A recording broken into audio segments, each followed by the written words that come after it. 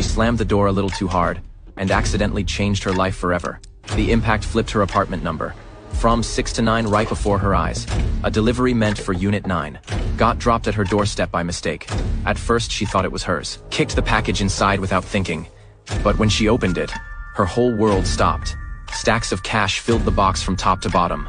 Cold, hard money that could solve all her problems. Suddenly there was hope.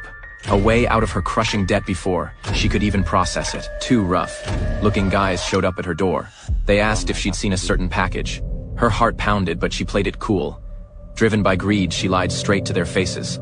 They didn't push and walked away, thinking she'd dodged the bullet. She started planning how to move the cash. Then another knock at the door. She panicked and tossed the money onto a shelf. The door burst open. It was the same two men back again.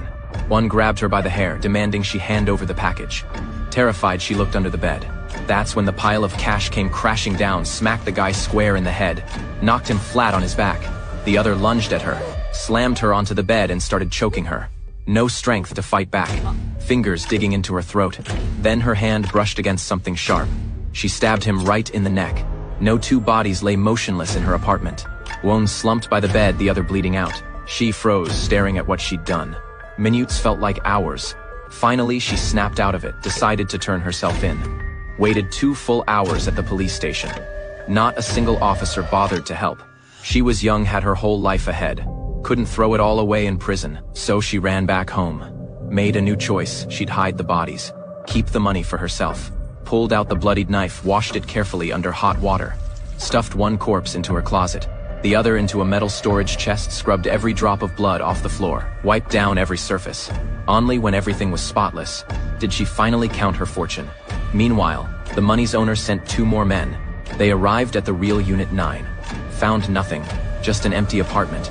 As they turned to leave, the neighbor spoke up, said he saw 2 guys matching their description. Go into Unit 6 yesterday. The men exchanged a look.